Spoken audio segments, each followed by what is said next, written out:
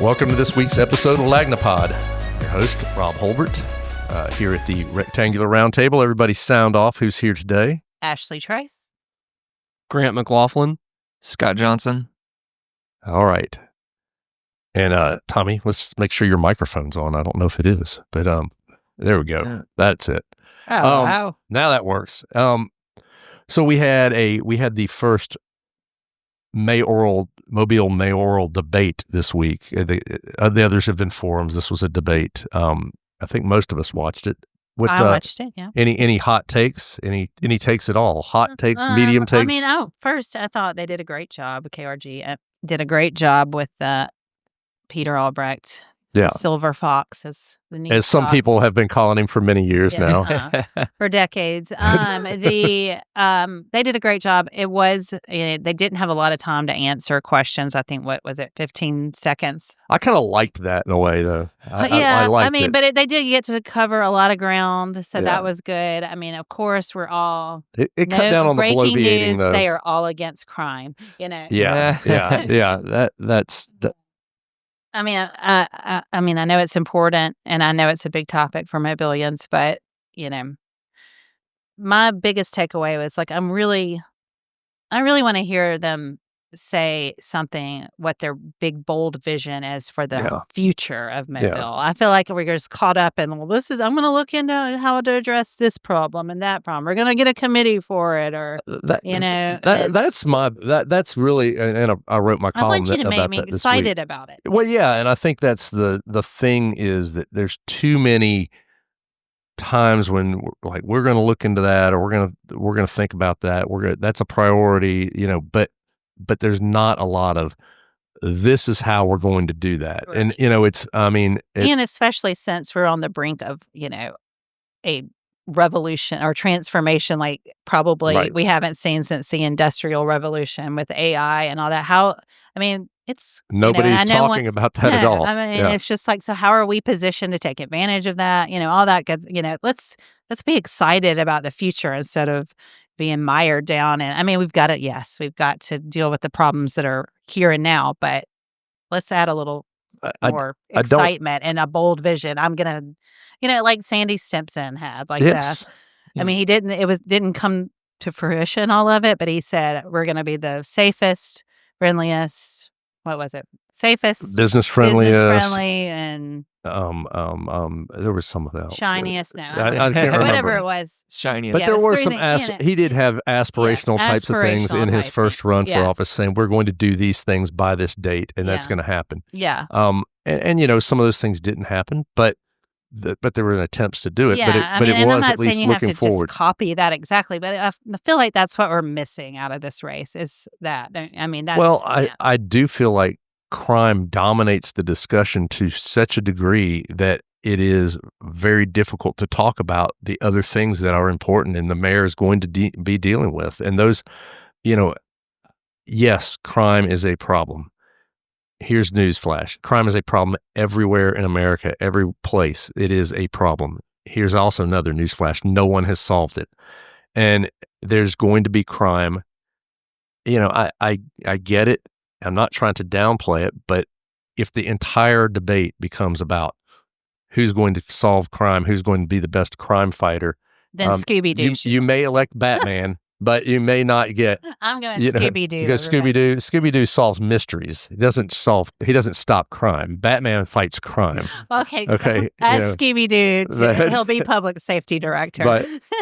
But it's I'm just saying that there are so many. That's what I wrote in my column about this week. It's hey, I get it, crime, but they're all against crime. They all have they're all saying exactly the same thing about how they're going to fight crime. I get it that Paul Prine used to be the chief of police and has a probably a much better handle on day-to-day crime fighting than anybody else, and that's great. However, I haven't heard him talk about anything else, and I keep coming away with the impression, does he like Mobile? Yeah. I don't hear him say anything positive about Mobile, and it's basically they're having to cattle prod the guy to move into town. Yeah, and it's I guess we'll move here if we have to. If we have to. Yeah, I guess I didn't move here before because the corruption of the of the administration. I was not going to uproot my family, whatever that means. You know, he dodged that question very adroitly. But I was like, you know, I do want somebody who it feels like likes the city, thinks the city has potential, is here, wants to be here. I mean, I think that's a hard part for, you know, and not to pick on Prine, but I'm going to pick on Prine because he's not a guy who wanted to live in Mobile. It's not something he ever chose to want to do, is to live in Mobile. Yes, he worked here. At least not as an adult. I mean, I think he grew up. Well, yes, but I'm just saying, as an adult, he has lived elsewhere. Doesn't want to live here. He wouldn't be living here if he was not running for office. And so, you know, I think sometimes with his takes on the arena, what a waste of money, doing the arena, that's a waste of money. I think he maybe doesn't get the fact that a lot of people who choose to live in a city are very excited want those amenities. They live in a city. People who come in here and live in these dense, densely populated city, a lot of folks want the grocery store nearby, and they want to be able to go to restaurants, and they want to be able to go to concerts and do those things. I'm excited. I mean, it has taken me till I'm almost in my 50s, but I think, you know, I'll get all the people I used to like in my 20s out of civic. They're all coming back, right? So, yeah, you know, some of those acts that were getting ripped off back in the 70s may show back up, but you know, so the 90s is what I was talking about, not the 70s. The 70s, yeah. Well, I'm talking about the 70s. Tommy and I can talk about the 70s, but 50s. But bring back the Everly Brothers. I think they're on the agenda. I think they're. But anyway, I mean, I do believe we need to have. If anybody's going to separate themselves, it's not going to be by talking about crime. Right. I just don't think that's going to be the separation. I think Prine did a great job in that debate the other night.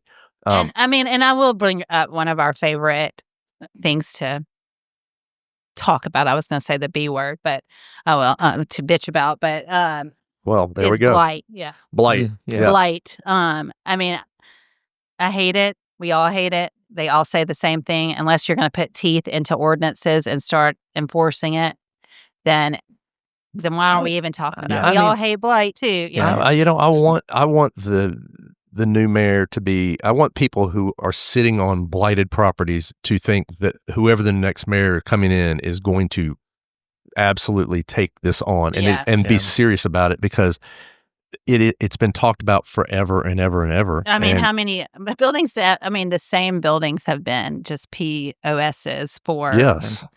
And that's one of those issues where it's like everyone disagrees, but everyone agrees on, hey, we need to fight blight, and then when you get into the details on how, what are you going to put in? Well, it's often who is the biggest problem. It's like, who owns these pieces of property, and that I think often is the issue that people don't want to. Well, it gets up. Wait a minute, I don't want to upset these people. You know, right next door to us, I was looking at that building next door to us. It's owned by the library. The library, and it's boarded up. I mean, why is that allowed? Look, you know?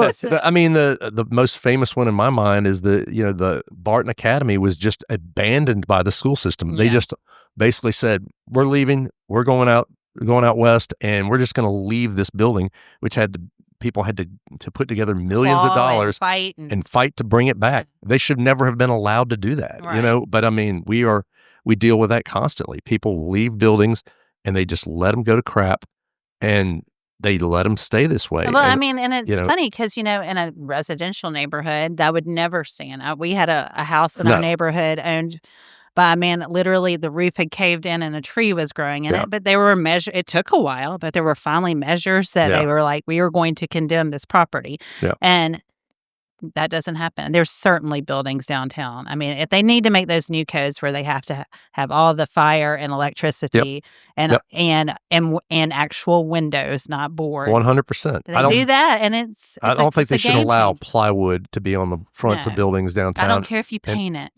Every facade should have to look good. If there's nobody in there, fine, but it has to have electricity, running water, and fire systems and protection, so that they don't burn down. Because if entire city block, if they burn down, it can burn down everybody else's buildings. But those are issues that I hear a lot of mealy mouthing about it from the candidates. It's like, we're going to get it. Yeah, we need more cops to come look at it. We need this. How about trash? Well, as soon as we get 100 more cops, then we can do something about it. we had a litter problem when we had full police force. It's I mean, what happened to the litter patrol? I mean, I used to see it all the time. Now I don't see it anymore. But they're probably still around. But even obviously, we don't have enough of them. Yeah. So they're just. I know a lot of people are not super excited about what they've seen so far in this race. And it's like, I mean, I keep that's the number one thing. I'm like, I mean, they're just like, I guess I'm going to vote for whoever, but no one's like, I can't wait to do that. Well, I mean, somebody's got to break out of the pack, and I mean, there are a lot of questions to answer, and there are a lot of things. I mean, there are so many things going on around here that the mayor will be dealing with, or should be dealing with. The dredge spoils in the bay. That's something the mayor ought to have a take on. There's the mayor should have a take on how we're using the reservoir, the drinking water reservoir. The mayor ought to have a take on our second source of water, whether Alabama Power should have their coal ash buried there. The mayor should have a take on Blight, on litter. They should have a take on whether are we going to get this park done out on the bay? Are those things going to be done? Are those priorities? Public transportation. There's a ton of things to talk about.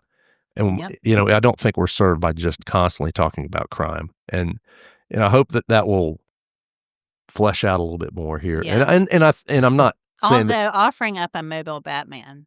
Yes. Yeah. That would be. I would like to have our own. That would be exciting. Our own Batman would be good. Batman or Superman. Yeah. I think Batman's more equipped for the crime fighting. He's tortured too. Yeah. He's and since he's got a better backstory. Since he's just a civilian without superpowers, just good toys. He's got good toys. Yeah. A lot of pepper spray, works out a lot. Yeah. But there's I mean, I think all those things, and I'm not trying to put down, I think that Peter Albrecht did a great job the other night of asking other questions and getting into some of those areas, but it was dominated at the very beginning. It was like 4 questions in a row about crime, and we talked about that a lot.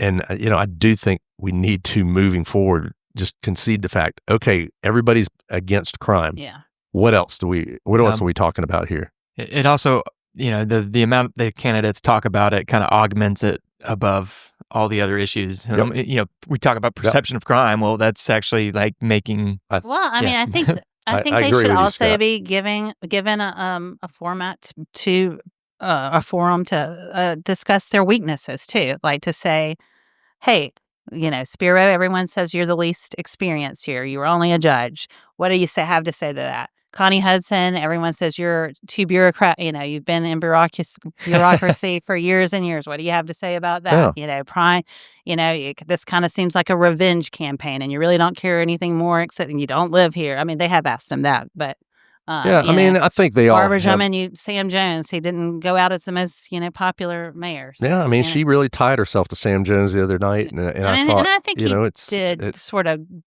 kind of go there, but but I just think those are the things I hear about each of them, and so what do you have to say about that? There's some there are some things there.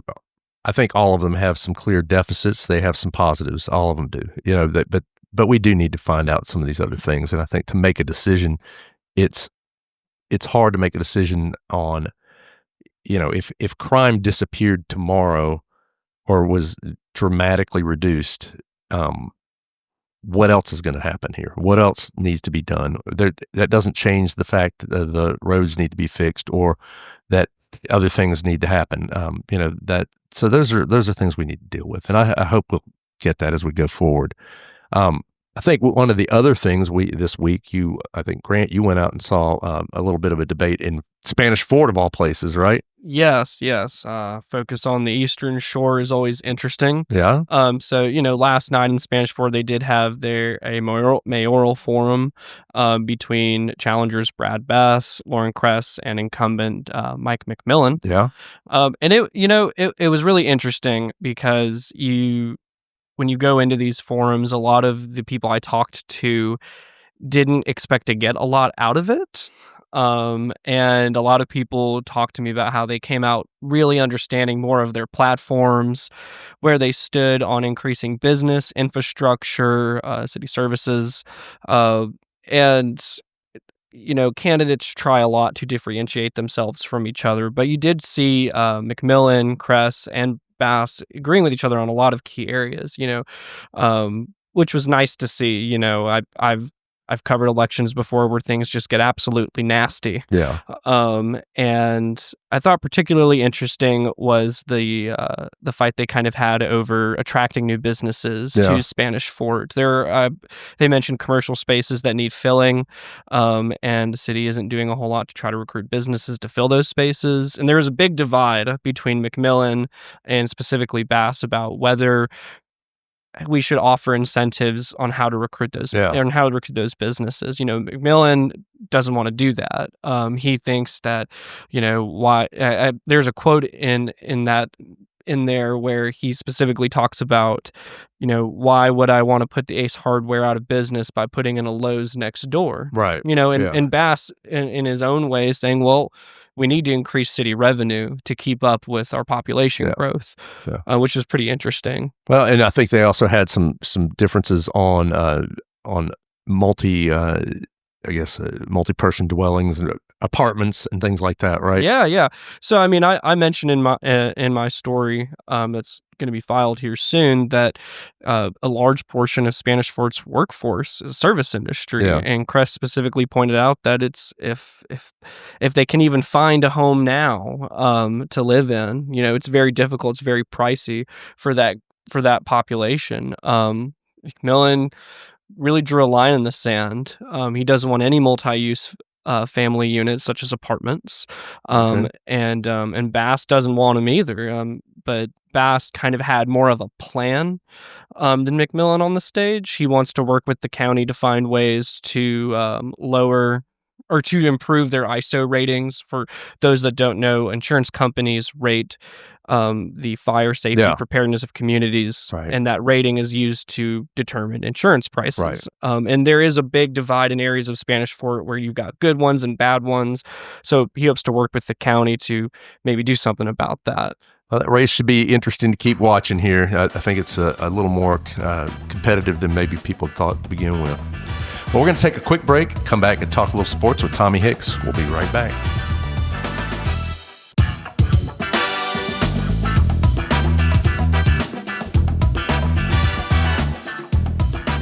And we are back with the lovely and talented Tommy Hicks. Hello. Been out there sweating in the sun, watching football, talking to folks. What's up? A lot of You have a glow about you. You do. Is that a glow? You're a little tan. You're not using sunscreen while you're out on the I try. Oh. Yeah, you're getting tan. So we've got football is gearing up here. We're getting close to football season. We can taste it. It's in the air now. A couple weeks away. What's the latest? I know we had a guy sign here locally. We did. A local guy who got a pretty big signature, a pretty big signing. Yeah. Tank Jones, Anthony Tank Jones from St. Paul's. Yeah. Rush End. He was one of the top recruits in the country. I think he was ranked number 16 nationally. It was such a big deal that Pat McAfee show came in, and they weren't here, but they had it hooked up. Yeah. Which I bet was very exciting for you. Oh, I loved that. Thank you. Yes, I did. Was he wearing a tank top in honor of Tank? I wore no sleeves in my shirt. I was just saying with Pat McAfee, he was wearing a tank top as well. No, he actually had sleeves on. Oh, he did. He had sleeves on. Yeah, that's unusual. He must have been cold in the studio. Yes, must have been very cold. But they hooked it up, and he did the announcement live on their show. So he picked Oregon. Tank is going to Oregon. Dropped it down to 3 teams: Texas A&M, Alabama, Oregon, and he decided to go with the Ducks. And I'm sure it's just because that he likes their mascot. Has nothing to do with anything else. No, I can't. I think you said his NIL number was pretty high, right? Was it pretty good? I'm sure that this will be a very profitable endeavor for him. Yes, it would have been. Texas A&M's got money. Alabama's got money. Oh yeah, I was going to say they've all got money. That money spends everywhere. Yeah, he was not going to be hurting in any way. And plus, if you look at the coaches poll, what came out this week, Oregon's picked ahead of Alabama. Oregan's always up there at the top. They're a really perennial, national championship team. So it's they're a very up there. Good program. Yeah. And Dan Lanning, their head coach, he turns out NFL players, which is the reason that Tank said he was going there, because they can develop me and get me ready for beyond that. So, I mean, it's heck, you can't argue with him. I mean, the only thing you think is that's a long trip for mom and dad to go see home games, but he can afford to fly them out now. But he can afford to get them a plane ticket. I'm going to think. But he's a really good. I mean, he's a terrific kid. He's a really good player. That's a huge pickup. This is the second year that Oregon has come in the state and grabbed the number one guy in Alabama and taken him out there. That's wild. That says a little something. Yeah, right that's here. An act of war, right? It is. Yeah. One more and that's it. Oregon. One more and that's it. We're going to have something going on here. Well, I feel like we've got a lot more great players in Alabama than Oregon has for Alabama to take. Probably. That's why they're coming here. That's why they're coming here. Yeah, they know where the players are. So also, South is got their season going. I mean, their practice is going, fall practice is going, and how's that going? It's going well so far. I mean, they're in their second week right now. They did 3 days in the first week, and they've been out there Monday and Tuesday of this week practicing. And they named the QB, right? Not a surprise to anybody. I mean, Bishop Davenport is going to be the starter. We asked Coach Applewhite about that, and he said the race is not even close. Yeah, well, that must make the other guys feel good. They brought in Zach Pyron from. They made them feel very good. But hey, not even close. These other guys are terrible. Get out there and earn your spot. Jared Hollins, he did not play last year for them. He's a redshirt from MGM. He'll be a redshirt freshman this year.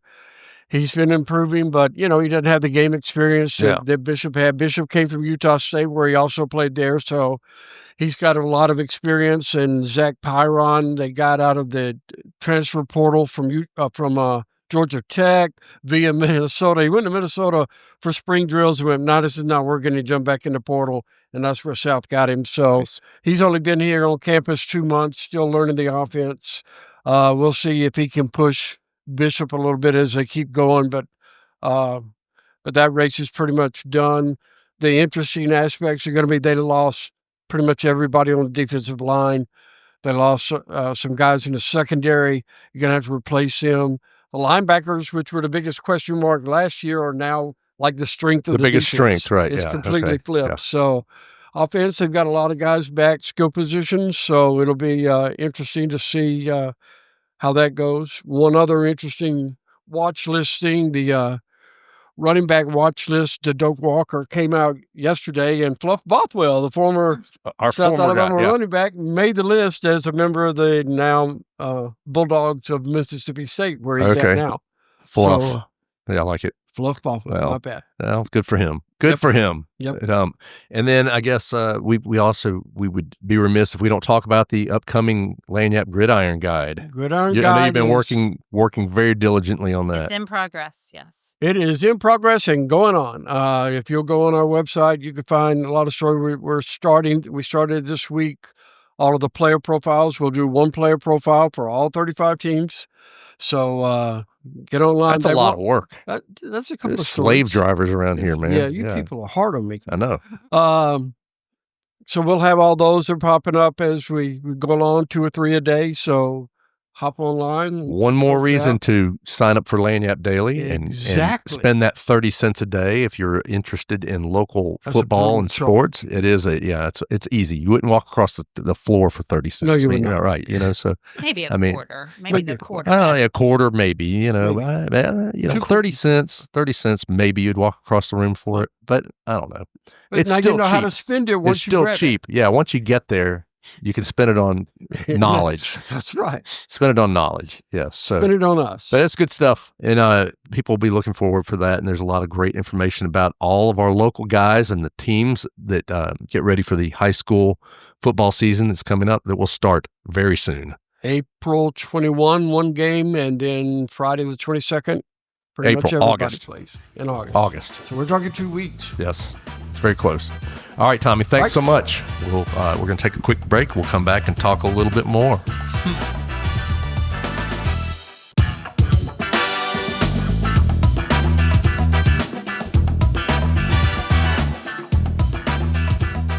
And we are back. We're going to try to cover a lot of ground here in this final segment. Grant, this week, you've got the cover story on the oysters out there in the bay, oysters in the bay. They are dying. They are dying. The oysters are dying.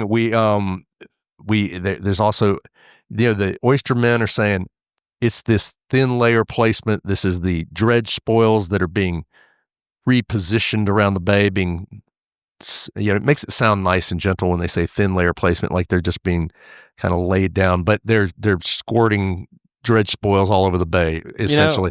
Which is just squishy mud bottom, river bottom. But so your oyster guys you talk to, they feel like this is a problem. Yeah. Right? I'm really just waiting for one of those advocates to just post something saying "Stop the dump," Stop the dump. Yes. But no, what's really interesting is because the oystermen, as I love to call them, are divided on this topic. Some of them who have signed on to a letter written by Baykeeper asking federal lawmakers to stop funding the thin layer placement, which they call mud dumping.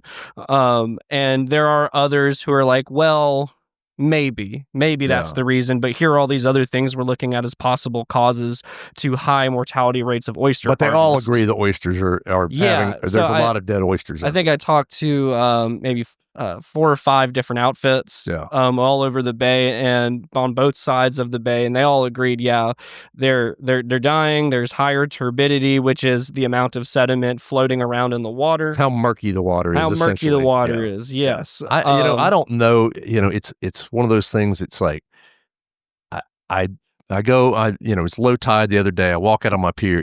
The water is very shallow, and I can't see the bottom. And I'm like, this is just like, it's so turbid. It is so murky. The water is super murky. So I mean, I don't know if that's that or if it's just whatever. Baykeeper certainly thinks that this is a part of the overall problem with thin layer placement. And it's one of the arguments they are making to Katie Britt, Tommy Tuberville, Shamar Figures, other federal lawmakers. And, even in some of the questions that I asked to the Port Authority, I mean, they admit that the dredging of the bay does temporarily increase turbidity, but whether that actually translates to the death of oysters or other types of or poor commercial fishing in other sectors of, I guess, the economy or whatever, that remains to be seen, which is why if for those who read the article, you'll see that people call for more research, more studying to be done. And Katie Britt's put in a $500,000 request in a Senate appropriations bill to study high amounts of sediment within the bay. And I think that a lot of people agreed that's probably the next logical step is to actually figure out what's causing all these problems. No, or you could just stop and see if things clear up. But we'll see. That's just one way of doing it. There's several, I guess. Scott, you had a story this week about prism systems. I'm not prison systems. Not prisons, no. Prism systems, a local business making a move here in downtown. Yeah, there's a lot of elements of this story that are great. Prisms with an M. It's been here for 36 years. Yeah. But a lot of people haven't heard about it. I'm not familiar. I hadn't either. So actually the move is that they're moving into the Crown Hall building, which I guess is the old Red Cross building on Broad. Old Red Cross building, now the old Crown Hall building. Yeah. Yes, it's right there on Broad and Dolphin. Yep. It was redone for it basically to be a hall for people to have parties. Looks great. It's beautiful over there. So they've redone that. Not only does this fill that space with a business, this business is a local business. They're getting in local incentives to stay. They've had lots of issues with space. They've been kicked out of their current building because of the I-10 bridge expansion. Lots of other issues with space. They got some eminent domain up on them. They've taken their building over there so they could build the bridge. Yeah, and lots of unfortunate things. But they thought they were basically going to have to leave the area. Yeah. This is a global company. They're automation and tech software development. And they do stuff for like rides and things like that, like entertainment rides, like Disney World or something like that. Maybe big Disney rides. World. Yeah, probably not your local fair, probably not the county fair, but like high end rides. Yeah, you know? the autonomous rides. I don't know if you've been to the ones where they move. You're in individual carts and they all move in sync. Yeah. They develop the safety features and software for those. Yeah. I didn't know this, but I don't know exactly what ride it was. But they said they tested a ride at Brookley Field, a facility in Brookley. And it was one of those kind of I think Ratatouille uses them. There's some other ones, but it's pretty cool. It sounds like a massive outfit, and they're with some really, they do work for some really large companies, resorts, like a cookie company or candy company, something like that. Yeah, they're talking about they developed this AI to control the ovens for a large quote unquote candy manufacturer for their cracker sandwiches. Yeah. So I think it's, I mean, what I was like, I had never heard of love this a cracker company, sandwich. and it sounds so cool. And they've been here since what, the 80s? Yeah. So it's they're keeping the 40 jobs, and then they're going to be able to add 52 onto that with this expansion. Oh, Kind of that's also cool. testifies to the kind of the tech hub kind of what is that, churning that's happening in downtown. Yeah, they're trying to, kind of think that, especially over there on St. Louis, is sort of creating that corridor of having Move more. over, Austin. You're overcrowded. Come on, a Mobile. Right. There we go. Scott, you also had a story about a kind of a weird lawsuit going on between the port and a company in Baldwin. Yeah, that is a weird one. It's just like a rare flare up between, usually everyone's unified on sort these of things. Copyright infringement, more or less, right? Yeah, that's what they're claiming. They this company out of Texas has launched this massive logistics warehouse park in Loxley, and last week the port filed a copyright lawsuit saying you're using our logos, you're using our likeness, and you got to stop. And they want to take over their website domain. They want to have a cease and desist on using any Port Authority branding, etc. And the company's basically responding saying, look, we had no idea that this has gotten this big. It was an issue. We thought this was okay. Even you were in the conversations in how we were using this. We thought you guys were approving.